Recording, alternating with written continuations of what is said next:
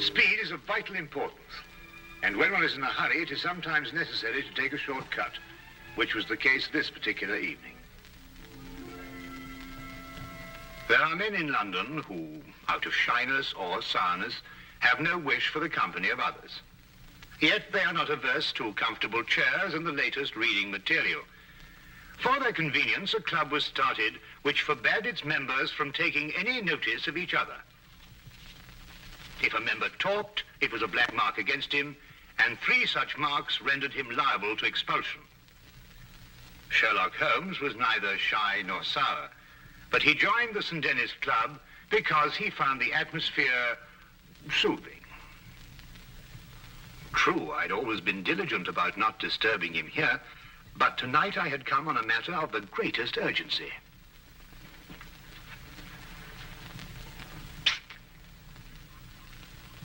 I beg your pardon? Oh, excuse me. I thought you were Sherlock Holmes. That's not the point. You talked. Well, I only went... You went psst, and that's the same thing. Mr. Grundy. Take this gentleman's name. Your name, sir? Watson. Dr. John Watson. But you made a mistake. I'm not a member of your club. Not a member? How did you get in? Well, Brandy? You'll accompany me out, sir. I'm here on very urgent business. Our constitution forbids talk of any kind. Follow me, sir. And I'd like you to understand I'm not the sort of man who enters a club like this uninvited, but the circumstances happen to be extraordinary. Holmes!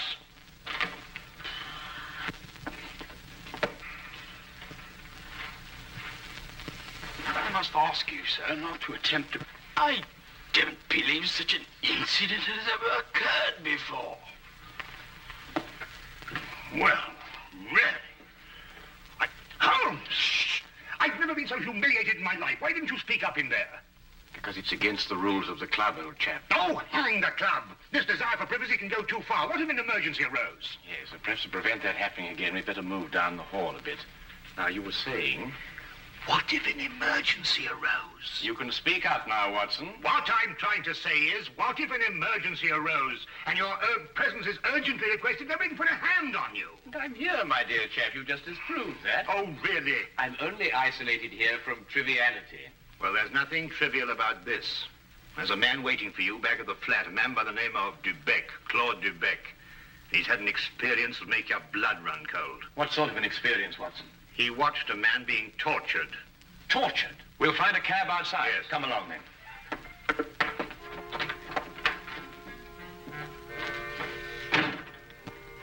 Once outside, we immediately hailed a cab, and I began to tell Holmes what I knew of the case.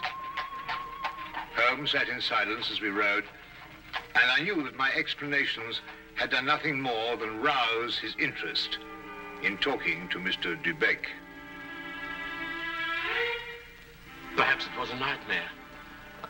I'm no longer sure. But I saw a man being tortured, starved to death.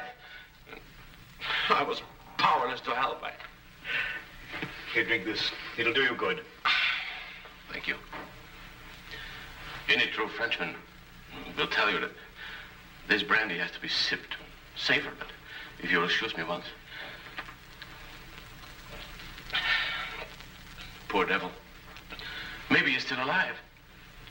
Mr. Holmes, you must find him before it's too late. Monsieur Dubec, we'll do our best to help you, but first of all, you must tell us who this man was and how you came to meet him. His name was Charon, Paul Charon. And how we came to meet him. What day is today? Wednesday. Wednesday, then it was last Friday that it happened.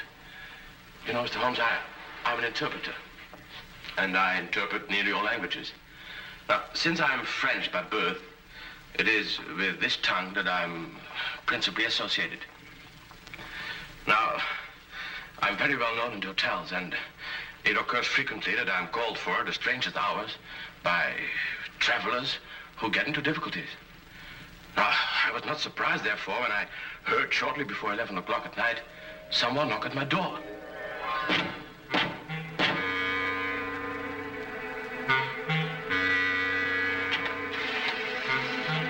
Mr. Beck? I'm he. My name is Latimer, Harold Latimer. Forgive me for calling at such a late hour, but the man at the hotel said it would be all right. Oh, you need an interpreter? Yes. You do speak French, don't you? No, with the greatest of pleasure. What's your problem? Well, you see, someone from France came to see me on business. As it turned out, he speaks only French. And I, of course, can't even read the label on a bottle of wine. Oh, that's a pity.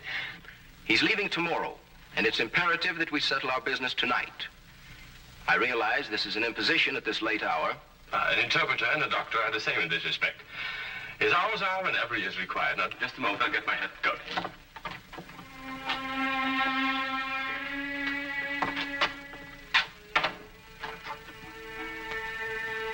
Mr. Latimer had a cab waiting outside.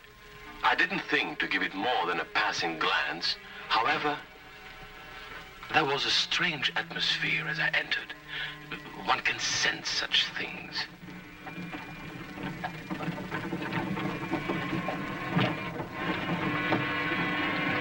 I must ask you not to. I beg your pardon. I prefer the shades drawn, Mr. Dubeck. But they cut out the view. That's exactly their purpose. You'll forgive me, but I have no intention of permitting you to see the place to which we are being driven. What is the meaning of this? You shall find out. Soon.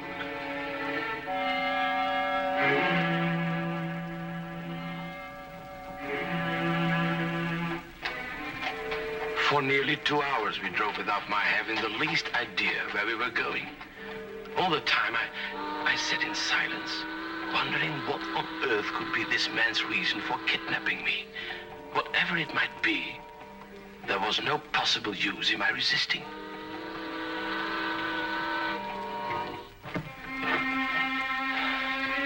We've arrived, Mr. Dubeck. You're aware this is kidnapping, Mr. Latimer?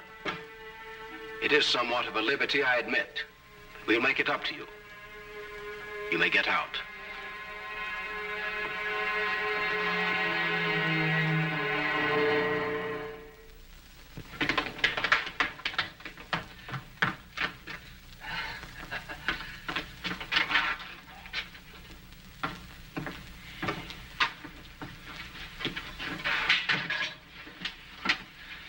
Is this, Mr. Dubeck, Harold? Yes. Well done, well done. No ill feelings, Mr. Dubeck, I hope, but we couldn't get on without you. Now, what do you want of me? Only to ask a few questions of a French gentleman, and let us have the answers. If you deal fair with us, you'll not regret it. But if you try any tricks, you'll wish you hadn't been born. You follow me?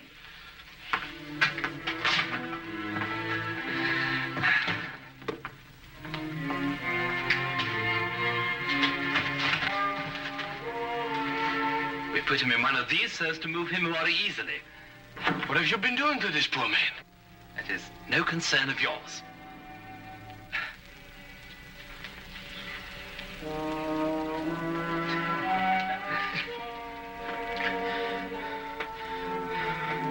Feel better? Cochon. Salaud bandit.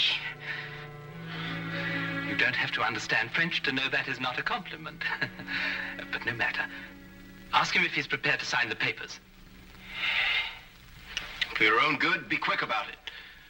Acceptez-vous de signer les papiers? Jamais. Never. Tell him he is doing her no service. Vous ne lui êtes d'aucune aide. Laissez-moi lui entendre dire. He says, let me hear her say so. Tell him he'll go free if he signs. Signez et vous serez libéré. C'est alors que je ne serai plus jamais libre. He says, then he will never go free. Then he knows what awaits him. Translate that. Vous savez à quelles conséquences vous vous exposez? Peu m'importe. He says he doesn't care. Stop it! It is only the beginning if he persists in being stubborn. Now let us try again and see if we can get better results. I was horrified at having to be a part of an affair like this, and even though I was only the interpreter, I felt guilty at not being able to give him any help. What could I do with Latimer on one side and Judd on the other, giggling with each question? Again and again, I asked him in different ways whether he would give in and sign the document. Again and again, I got the same reply. But soon, a thought came to me. I took to adding little sentences of my own to each question. Innocent ones at first, to see if I could get away with it. When our companion showed no sign of catching on, I played a more dangerous game. I asked him all about himself and learned that his name was Paul Sherlock. He was a stranger in London, that he didn't know what house we were in, that he was being starved to death.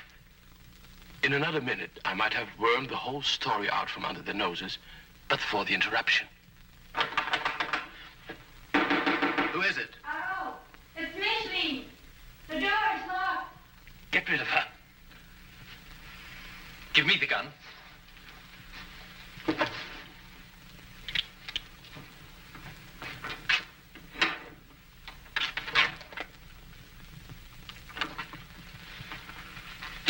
Micheline, dear. I thought you went to bed hours ago. I couldn't sleep at all. I can't think of nothing but Paul. Now, Micheline, there's nothing to worry about. But he should have been here 2 days ago. It isn't like Paul to do something like that. Something must have happened to him. Nonsense. I'll wager anything that he was delayed somewhere on business. Then he would have written to me. If I don't hear from him by tomorrow, I will go to the police. Micheline! Paul! He's in there! Micheline, what's the matter with you? Have you taken leave of your senses? But it was Paul's fault. It was nothing of the kind. But I did. I heard. Would I lie to you? If Paul were in there, wouldn't I tell you? Judd is in there. Judd. That's all. Oh, well, I don't know what's happening to me. Now, darling, it's only a case of nerves. You'll be all right after a good night's rest. But it never happened like that before. You've probably never been under such a stress. But it's foolish. If something happened to Paul, you would have heard about it by now. The fact that you haven't is proof enough that all is well. You're probably right. Of course I am. I'll take you back upstairs.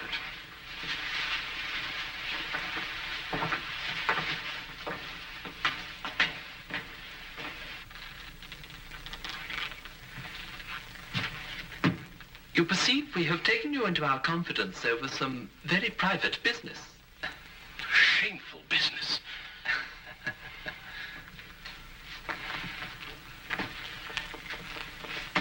Necessary business. But it would not be to our interest if you spoke to anybody about it. Therefore, I am paying you a fee such as you have never before received in your life. There will be more the next time you come here. Thank you. However, I don't place all my faith in money. Therefore, I must warn you that if you speak to a single soul about this, we shall know about it. And you will pay for it with your life.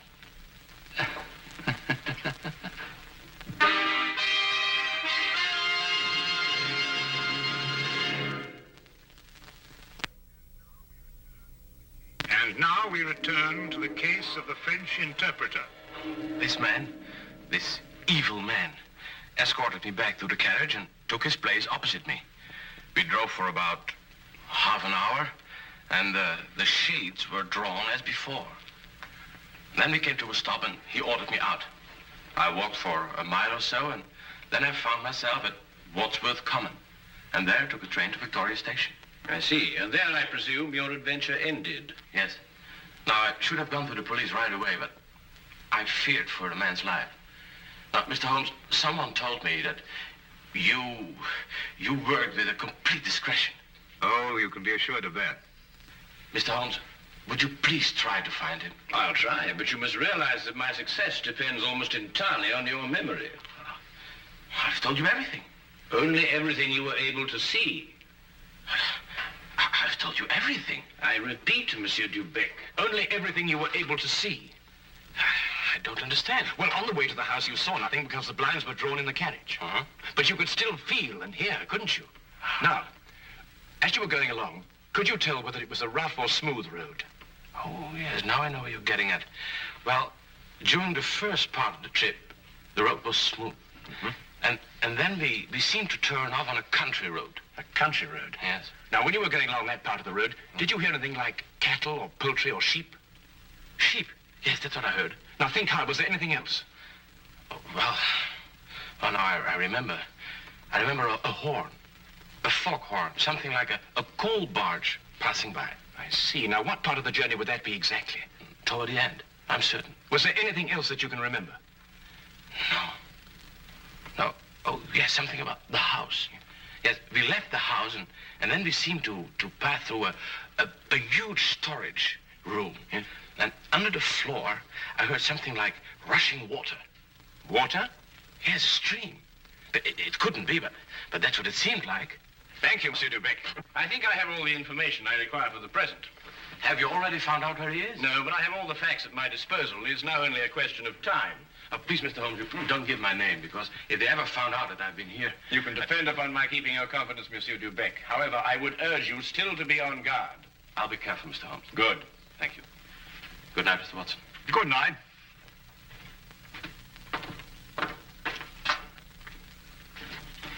Good night, sir.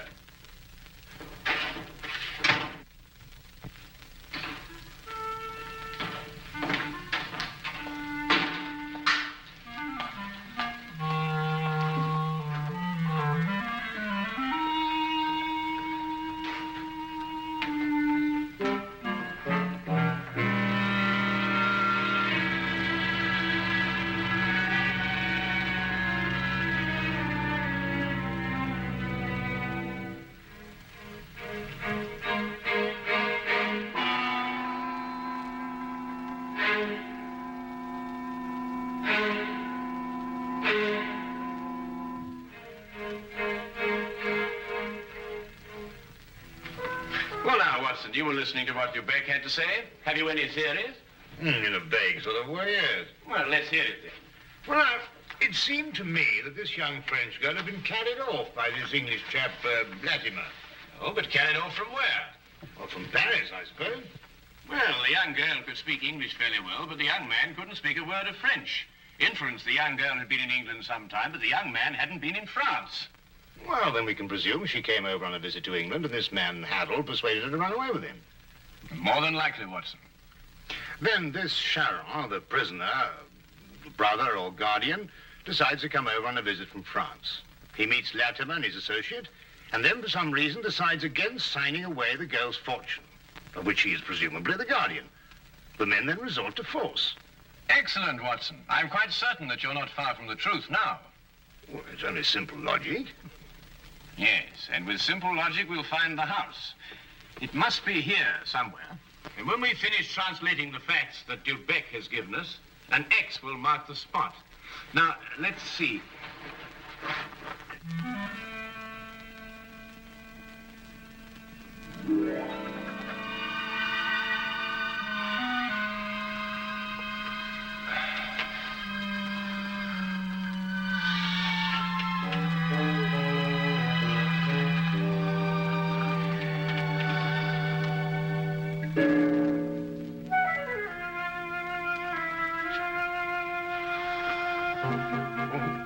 Doctor, I'm sorry to disturb you, Doctor. Would you mind getting your coat? We'll pick up Lestrade on the way. You found it? I believe so. Holmes, do you think we should try and get back in case we need an interpreter? Now, that's an excellent idea.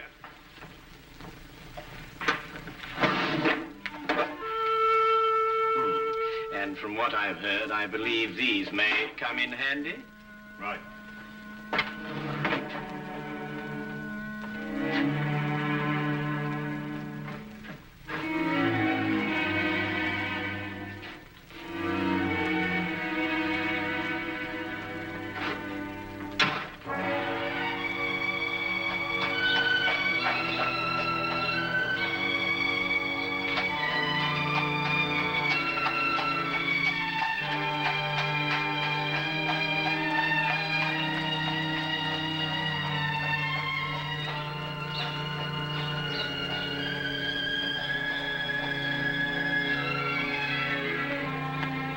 Beck had his lodgings just across the river, and we decided to walk there.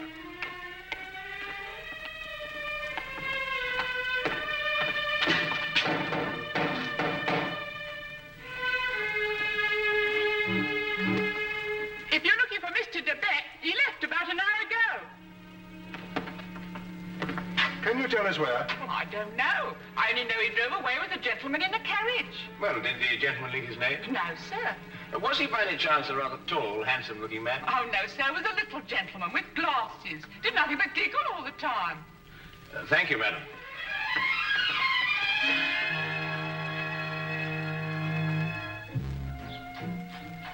Even the weather seemed to be against us, and as we found our cab and started on our way, it began to rain. According to Holmes's calculations, we had a considerable way to go, and we had to go fast if we were to be in time. London streets in the rain are a handicap to any carriage, so there's nothing for us to do but hope and wait. À manger. Comme de la manger. Does he still say no? He asked for food. Have mercy on that poor man. He will be fed the moment he's signed the papers. Tell him that. Signez, mon vieux, et un repas vous sera servi. Je n'en peux plus. Je signerai tout ce qu'on voudra. Qu'on me donne à manger. He'll sign. At last.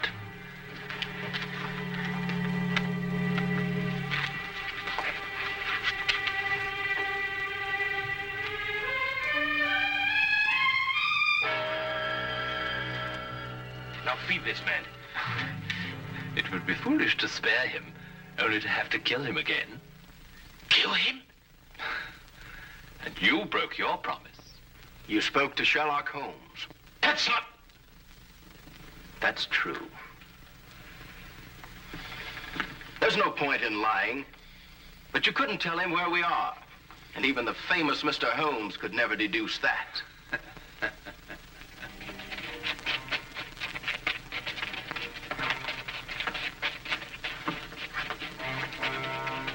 There's the men coming. Quick, open the trap.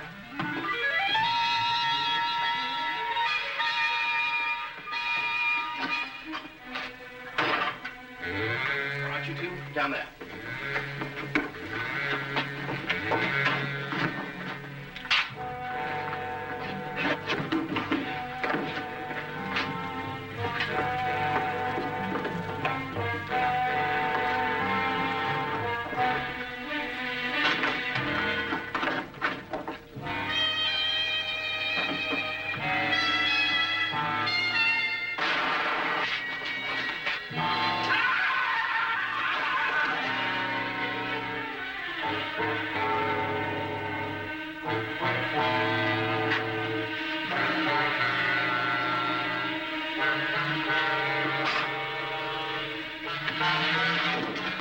Who are you?